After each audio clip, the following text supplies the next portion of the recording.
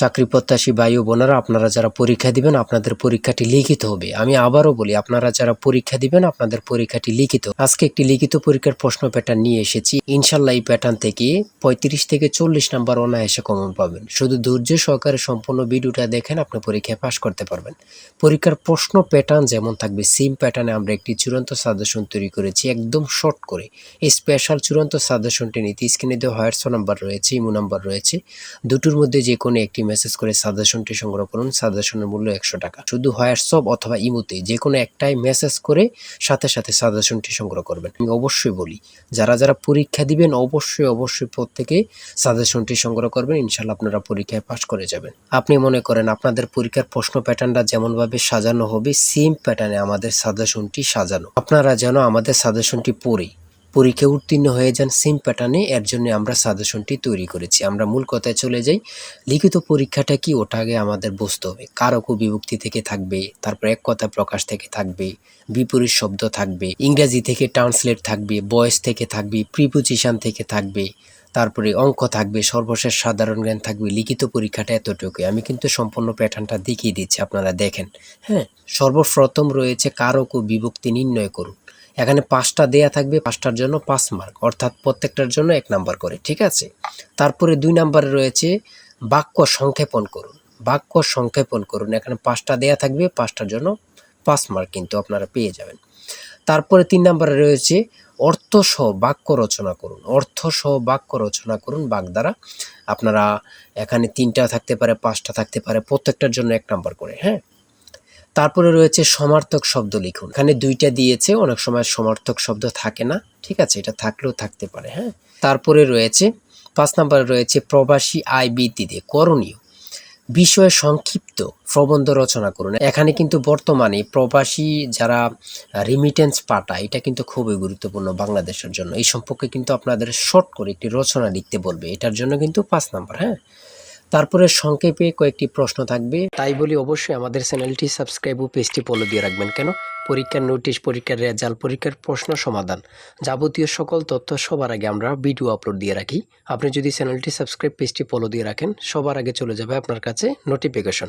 মনে করেন আপনি পরীক্ষা দিয়েছেন, পরীক্ষার প্রশ্ন সমাধান দেখিয়ে দিব, তারপরে রেজাল্টের অপেক্ষা করা লাগবে না, আমাদের চ্যানেলে পেয়ে যাবেন, সকল তথ্য পেয়ে যাবেন, এবং কি নতুন নতুন চাকরির তথ্য পেয়ে যাবে। সার্কুলার দেওয়ার সাথে সাথে আমাদের চ্যানেলে আপলোড দেওয়া হবে। আপনি শুধু আমাদের চ্যানেলটি সাবস্ক্রাইব, পেজটি ফলো দিয়ে রাখলে সবার আগে চলে যাবে আপনার কাছে নোটিফিকেশন। তাই অবশ্যই চ্যানেলটি সাবস্ক্রাইব, পেজটি ফলো দিয়ে আমাদের মেম্বার সদস্য আমাদের সাথে থাকবেন। সংক্ষিপ্ত প্রশ্নের উত্তর দিন। এখানে 5টা থাকবে, 6টা থাকবে, যতটা প্রশ্ন থাকে অতটা প্রশ্নের মান কিন্তু 1 করে। হ্যাঁ,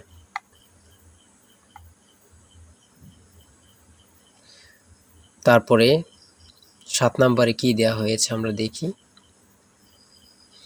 এদিক দিয়ে আছে সংক্ষিপ্ত প্রশ্ন, এনবি এর পূর্ণরূপ কি, এগুলো দিয়েছে। হ্যাঁ, তারপরে 7 নম্বরে দিয়েছে প্রিপোজিশন। 7 নম্বরে দিয়েছে প্রিপোজিশন, 5টা থাকবে, 5টার জন্য 5 মার্ক। হ্যাঁ, তারপর 8 নম্বরে রয়েছে write the meaning of following fires. হ্যাঁ, এখানে 5টা থাকবে, 5টার জন্য 5 নাম্বার। অর্থাৎ আমি বলি যতটি প্রশ্ন থাকবে ঠিক অত নাম্বার থাকবে। হ্যাঁ, একটা থাকলে 1 নাম্বার, 2টা থাকলে 2 নাম্বার, এমনভাবে কিন্তু লিখিত পরীক্ষা অনুষ্ঠিত হয়ে থাকে।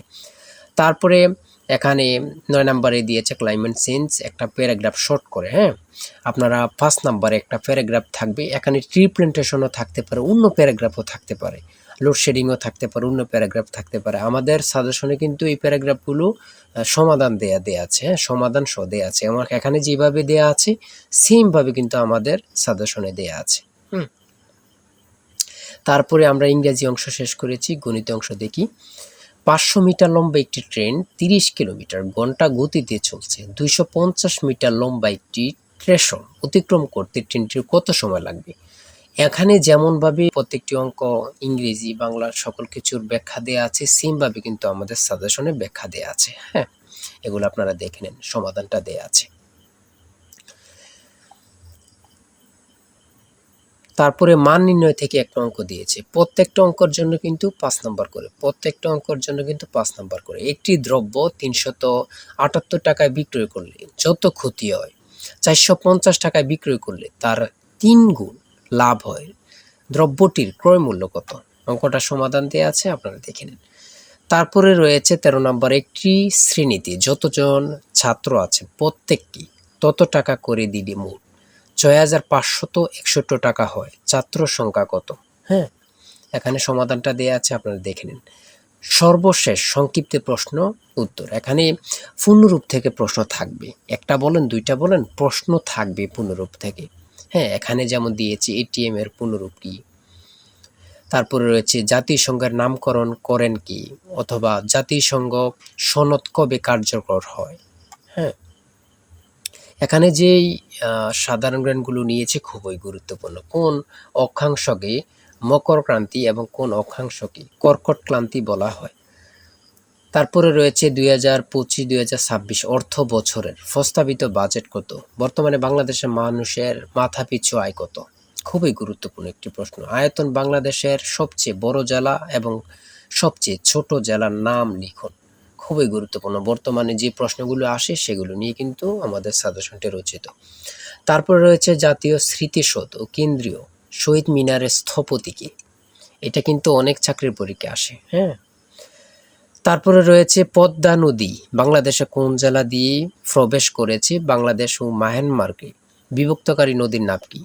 নাফ নদী। এটা কত পরীক্ষা যে আসছে আল্লাহ ছাড়া কেউ জানে না। বিভক্তকারী নদীর নাম হচ্ছে নাফ নদী। হ্যাঁ, আইসিসি এবং ফিফা এর সদর দপ্তর কোথায়? খুবই গুরুত্বপূর্ণ। 2024 সালে শান্তিতে নোবেল পুরস্কার পেয়েছেন কে? তিনি কোন দেশের নাগরিক?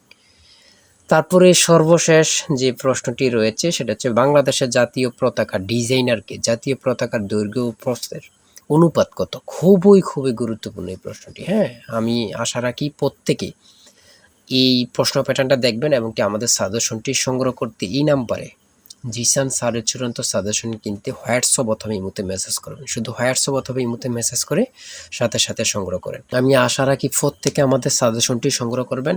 ইনশাল্লাহ আমাদের সাজেশনটি পড়ে পরীক্ষা দিতে গেলে আপনি উত্তীর্ণ হয়ে যাবেন। আর অবশ্যই আমাদের চ্যানেলটি সাবস্ক্রাইব করে আমাদের পাশে থাকবেন। আজকের ভিডিও এই পর্যন্ত। সবাই ভালো থাকবেন, সুস্থ থাকবেন। আল্লাহ হাফেজ।